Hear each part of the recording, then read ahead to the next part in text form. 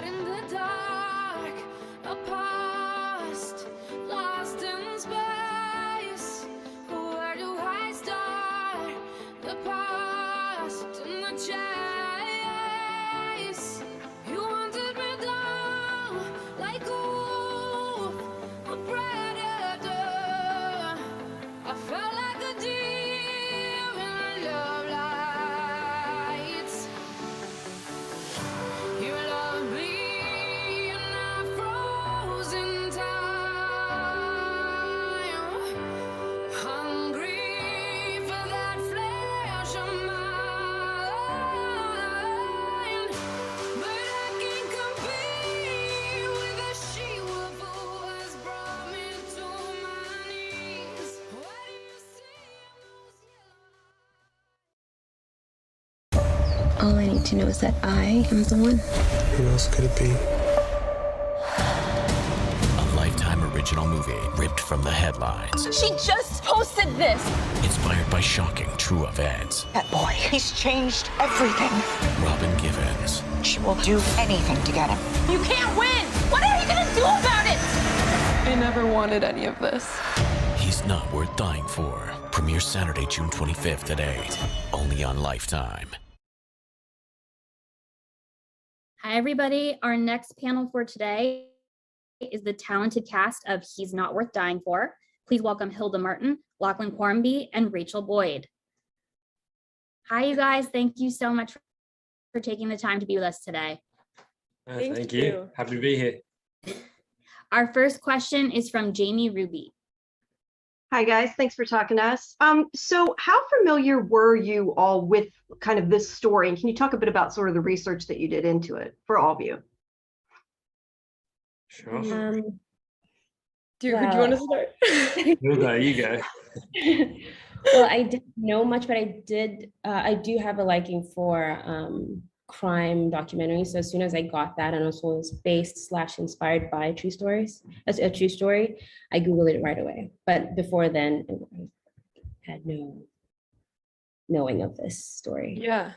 I think that, like, for me, when I first got the audition script, I actually somehow missed the words based on a true story when I was reading the description of it. So I had no idea until the callback that I was auditioning for something that was based on a true story. But I think for me, like, seeing the sides and the character, I really connected to it because it's such an experience that a lot of young people on social media, and especially young women, can relate to, in how we are taught to, like, compete for a man's exclusive love, and then how that manifests in different ways in the age of social media, and how that has real effects on our self-worth and the way that we behave as people and change our character. Yeah, I hadn't heard of it at the time. In 2009, I was living in Canberra, Australia, which might as well have been about as far away as you could be. But yeah, I was the same. As soon as I got the script and heard it was a real story, I looked it up and had such like an emotional reaction to just how much of a tragic experience it was. And yeah, it was kind of exciting to get to audition to play something like that. Okay, great. Thank you so much. Thank you. Thank you. Thank you. Our next question is from Tamara Rollins.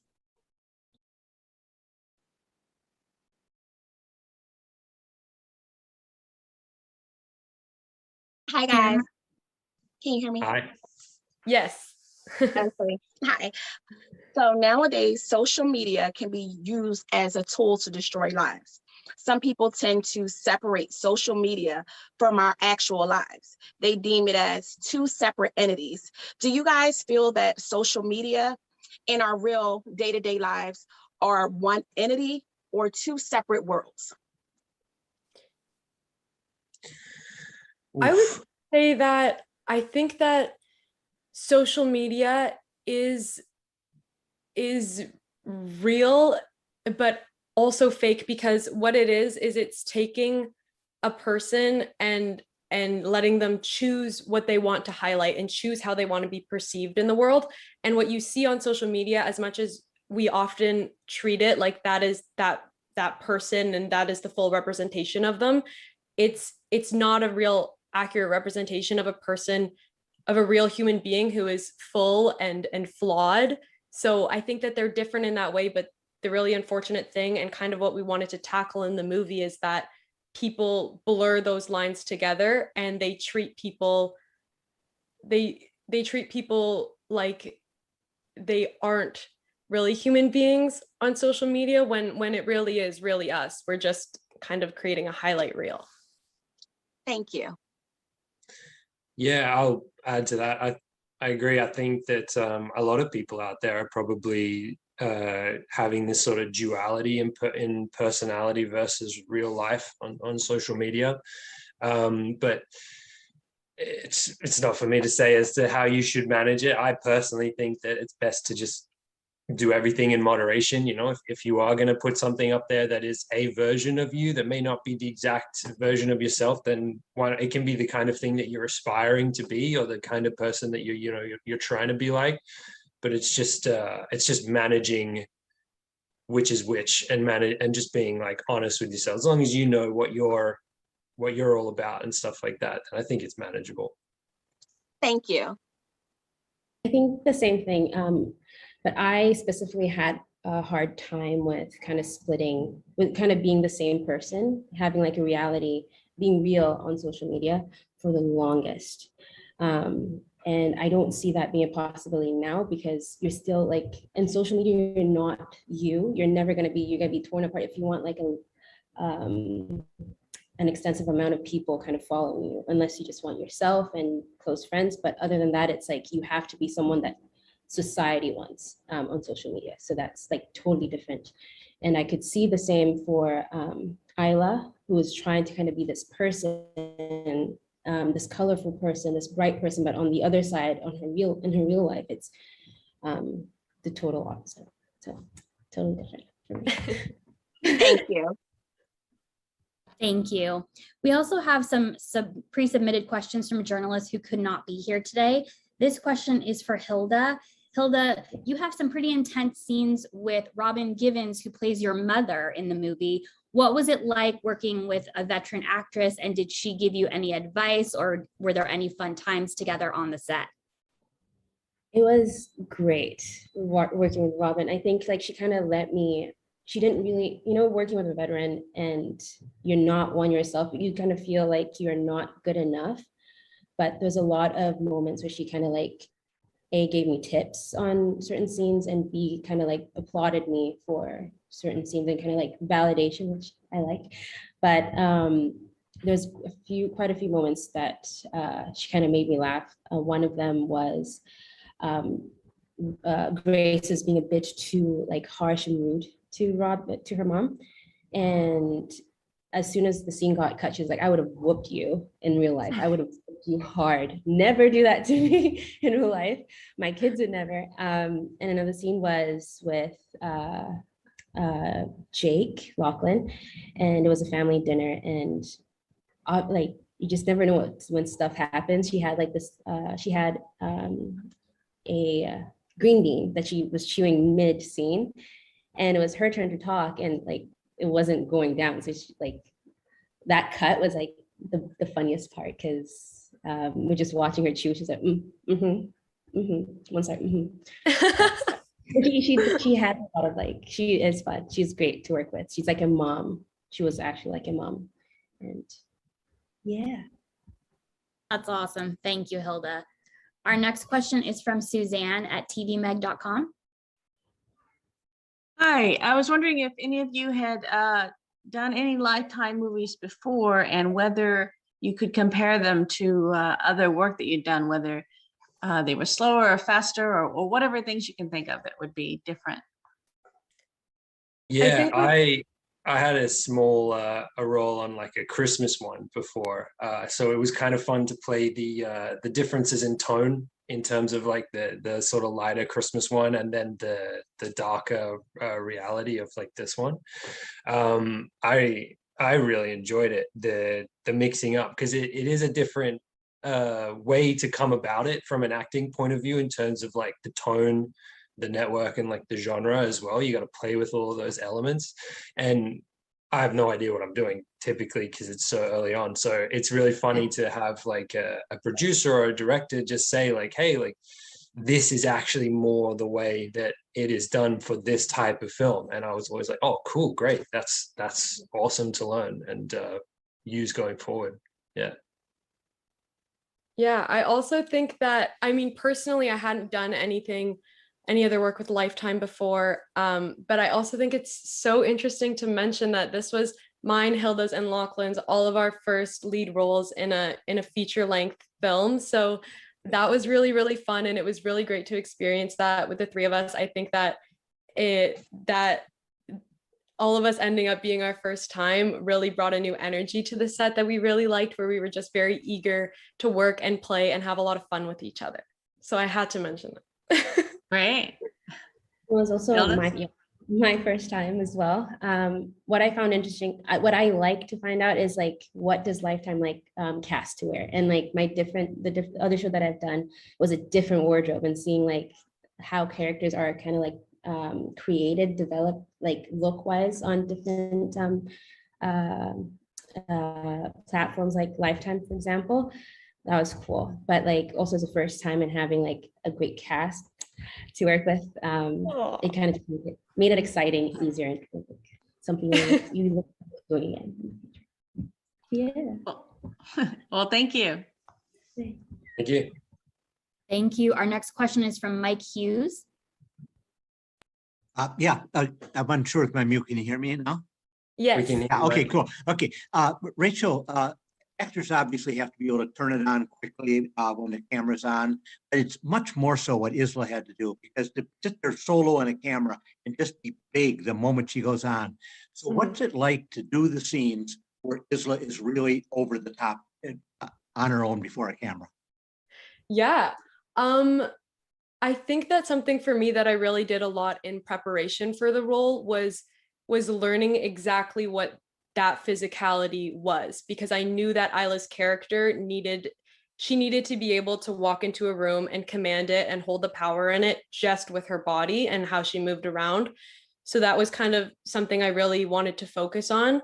And yeah, that just came through. I think sometimes if she was putting on the performance of like influencer Isla, then it was a lot for me finding those places in my body where that energy was. Like I think there's like a scene at the beginning, Hilda and I were talking about it the other day, but it's like she's walking into the store and she's kind of doing like this crazy like clueless walk, and I think it gives me that energy from within me instead of me keeping the same body language the entire time. And then I also liked working with the physicality because it gave me space to also be Isla when she's not being big over the top, and she's just being a regular girl who's just lonely and confused, and how does her body change. And then I think having that like drastic difference helped too when you saw her being bigger. Cool, thanks. Thank you. Our next question is from Cynthia Horner. Hello. My question is for all of you. I really enjoyed the film, and I'd like to know, what advice would you give to young people that are going to be watching the film? And we all know people who've been in similar situations, even though the ending may not be the same. But the fact that there are so many situations where people are being cheated on or, whatever. So can you each talk about your character and the way those dynamics were, so that other people that are watching the film may decide not to make some of those mistakes? Yeah. I can start. Are you guys? Go for it, right? Okay. I think for me, and I've always wanted this to be the message that people take away from the whole movie, and with Isla especially, is that there's no manifestation of love or validation, be it like a boy or followers and likes and comments on Instagram, that is ever worth losing yourself for and affecting your own self-worth to please. I think I want people to know that they are 100% significant and 100% enough just in themselves, and that outward validation will always come and go, but that it really is that inner self-worth that you should focus so much of your energies on. Yeah. Yeah, Great I go answer. like I go with the same. I think for me it was value. I think we all, like the whole cast, like all three of us wanted to feel valued from social media, from a boy. But relationship wise, I think that like what I want people to know, because like again, nearly all of us have gone through it. It's like not forgetting our worth, not feeling that we need someone else, and that could be a male or a female in a relationship. Remembering your worth, and if you're not receiving that worth, it's as hard as it is, it's just like let go. And when they say love is blind, they also mean love is also deaf, because a lot of times you're also cold, and you can hear the words, and I just hope that they remember how like valuable and like worthy they are. Yes. Okay, thank you. Yeah, I would also just add, I agree with everything the girl said there, but I think it's in the title, right? It is a cautionary tale. That's what we're hoping people will take away, is that most of it is just not worth it. Even a lot of this stuff that seems really important at the time and seems so like at the forefront of your life because it's at your fingertips on that device, on that social media platform, it just seems like it's so much worth it. But if you just put it down and you take a step back, then it's probably not going to be worth all of this pain or bleeding into your real personal life and causing you anxiety or whatever. And I mean, for Jake, it's the whole thing is just he brings all these problems on himself and stuff like that, and he doesn't really have a support network around him to tell him like, hey, this is like you're being an idiot. I kept flipping through the script the first time I read it, being like, you're not supposed to judge a character, but idiot, dumbass. He makes it hard. What are you doing? What are you doing, man? Somebody just needs to tell this guy, please stop doing these things. So I hope that people take away from that you need to help yourself, but maybe also people who are close to people witnessing them going through stuff like this, that you can also step in and help them with that as well. Yeah. Fantastic answers. Thank you so much. Thanks, Cynthia. Our next question is from Steve Gidlow. Hey everyone, I'm assuming you're all on social media. So I was just wondering if being so immersed in the darker side of it, did it change your perception of how you deal with your own social media now? Something that I really like about the movie is that we've all been living in the dark side of social media all the time. What this movie does, though, is holds up a mirror to the reality that we've been living in how we reduce people and their self-worth and value to their viral abilities, and how we turn real human suffering into its own like entertainment genre on social media. And it's really horrible, and it's something that everybody who's on social media is immersed in one way or another. But what the movie does is it holds up a mirror to the realities of that, and how those facets of social media have real world repercussions on people and their lives and their feelings. Yeah, I would say that for me personally, the changes that I've made it's just made me more conscious and more aware of purpose and point behind posts. Like, why am I actually posting this? And I've stopped myself a couple of times being like, is this for me? Is this something that I like? Or is this actually for other people? Is this to get a reaction out of other people? Is this to make people feel a certain way about me? And at those points I stopped. So I've just tried to be posting more positive stuff. Sometimes it's cheesy, sometimes it's silly, but I'd rather post that. These guys make fun of me all the time, but that's fine. I'd rather post something that's a bit cheesy and a bit more positive than something that was coming from the wrong place in my heart, I guess. So yeah, I'm more conscious of that. Gotcha. And Hilda? it just for me validated the change that I made before the movie of like just not giving in to like being that person, like that perfect person on social media, and kind of giving in to the dark social media side. But because again, like after the movie, obviously there's people who are going to be like looking at our social media and like kind of giving that image of me being perfect is not going to be the message I was trying to like people wanted people to take away from the movie itself. So kind of just, I did make a change and I was kind of proud of that, and just loving myself posting whatever I love, whether it's like a picture of a flower or just me, unedited hopefully. Thanks so much for that. One felt good.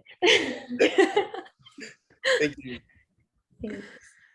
Thank you. Our next question is from Luanne Lee. Yes, part of the danger of social media is rejection by your peers. But acting is involved with total rejection all the time.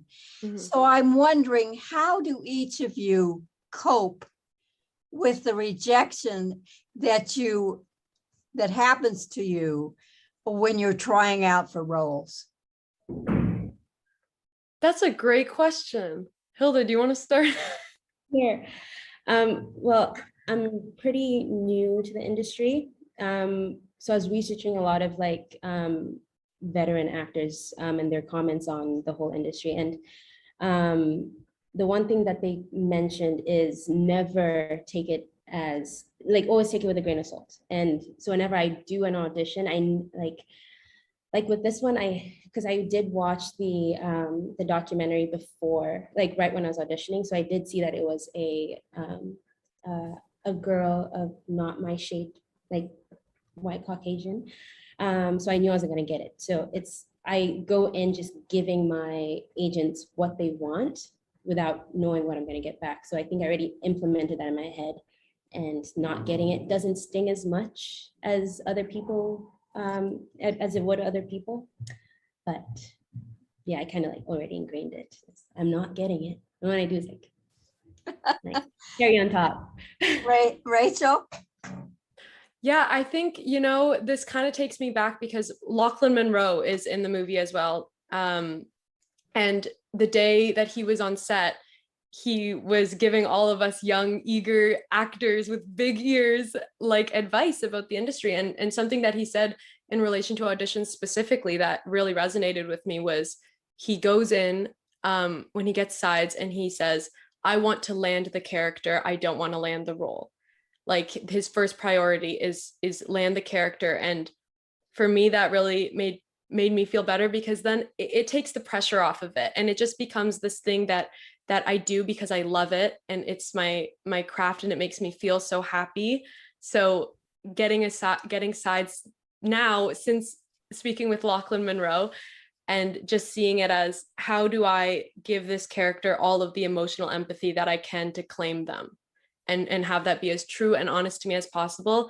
And then when I do that and I can watch it back and feel proud of myself, I'm working on that being enough satisfaction for myself, and not depending on all of my happiness on like what a third party will think of it, and just kind of focusing on like being proud and celebrating little wins, even if they don't result in a job. Lachlan? Yeah, look, in high school, I was rejected by a few women. So I think that actually was good practice to set me. I say a few, it was all of them in high school. So, it's just, you take it, you learn from it. When I submit an audition, I just forget about it straight away. It's gone. You just go in, be yourself, do your best. I was quite similar to Hilda, when I got this and looked up the real person, I was like, yeah, that is not me at all. So I'm just going to do something and send it, and then just completely forget about it. And that way you're not waiting by the phone, and because that's really when you suffer twice, when you wait and you worry and all of that sort of stuff.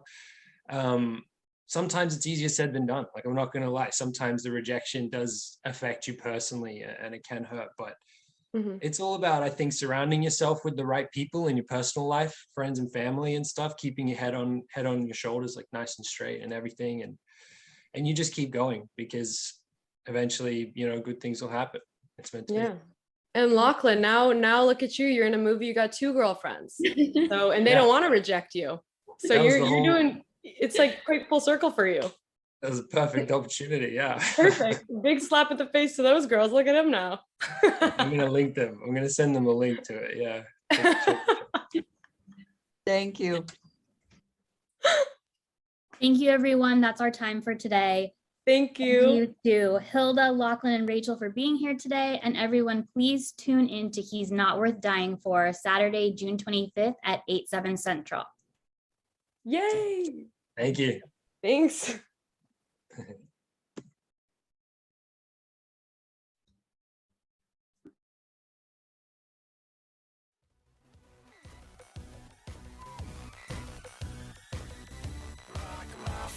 For those who don't know me, I can get a bit crazy. Have to get my way up 24 hours a day, cause I'm hot like that. Every guy everywhere just gives me mad attention.